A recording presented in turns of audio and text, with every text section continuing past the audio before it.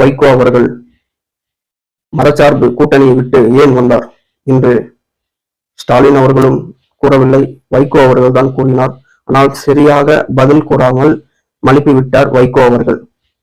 விஜய் அவர்களில் கூட கூட்டணி சேர்ந்ததுக்கு என்ன காரணம்? 2 தகவல் எனக்கு கிடைச்சிருக்கு. அதை நான் ஒன்றொன்றாக சொல்கிறேன். நான் மிகவும் கஷ்டப்பட்டு தான் இந்த தகவலை நான் சேகரித்து உங்களிடம் தகவல் கொடுக்கிறேன். சப்ஸ்கிரைப் செய்யுங்க, லைக் பண்ணுங்க, கமெண்ட் பண்ணுங்க. தகவலை பார்க்கலாமா? முதலில் மதச்சார்பு கூட்டணி விட்டு வைகோ அவர்கள் ஏன் சென்றார்? திமுக தலைவர் ஒன்றும் வருந்தவில்லை. ஏனென்றால் அவர் யார் வேணால் போகட்டும், கூட்டணியை விட்டு நாம் தனித்து களம் காண்போம் என்று ஸ்டாலின் அவர்கள் கூறினார், கட்சி நிர்வாகிகள் கூட. அதுக்கப்புறம் வைகோ அவர் எதுக்கு விஜய் சார்பு நிலையை எடுத்தார்?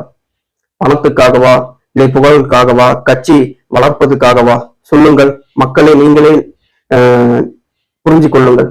ஏனென்றால் 2016ஆம் ஆண்டு தேர்தல் வரும்போது மக்கள் நல கூட்டணி என்று விஜயகாந்த் சார்பாக வைகோ அவர் போய் நின்று தோற்று விட்டார். அந்த கூட்டணியே தோற்று விட்டது.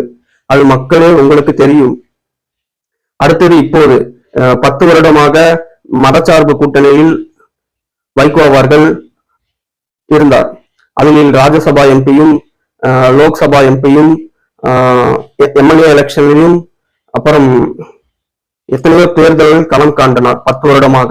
இப்போது ஏன் திடீர் மாற்றம் வைகோ அவர்கள்? சொல்லுங்க. 2 பதில் கிடைத்தது எனக்கு.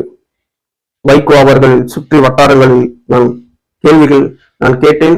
அவர் என்னிடம் பதில் சொன்னார். அந்த 2 கேள்வியும் நான் கேட்டு பயந்து கொண்டேன். ஏனென்றால் வைகோ அவர்கள் இப்படி செய்ய மாட்டார் என்று நான் நினைக்கின்றேன். ஏன்னா ஈழத்தமிழர்களுக்கும் தமிழ்நாடு மக்களுக்கும் மிகவும் அற்புதமாக சேவை செய்தார் வைகோ அவர்கள். அதை நான் ஆணித்தரமா நான் சொல்லுவேன். ஏன்னா நல்ல தலைவர்கள், தமிழ்நாட்டு தலைவர்களே வைகோ அவர்கள் தான் மிகவும் தமிழுக்காகவும் ஈழத்தமிழருக்காகவும் போராடியவர் வைகோ அவர்கள்.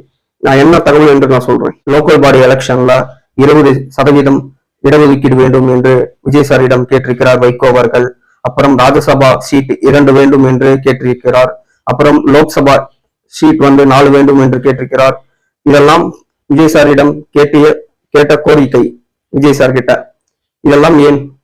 திமுக ஆட்சி நல்லாதான் இருந்தது. அப்போதெல்லாம் நீங்கள் குறை கூறாமல் இப்போது குறை கூறுகிறீர்கள். இதெல்லாம் தவறான விடயங்கள். இதெல்லாம் தமிழ்நாடு மக்கள் உங்களை பார்த்து கொண்டேதான் இருக்கிறார். நீங்கள் நல்ல தலைவர்கள் தான், அதில் என்றும் மாற்றம் இல்லை.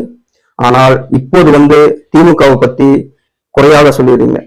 அது உண்மையாக கூட இருக்கலாம், நான் இல்லை என்று சொல்லவில்லை. ஆனால் இப்போது சொல்வது தவறு. கூட்டணி மாண்பு இல்லை ஐயா.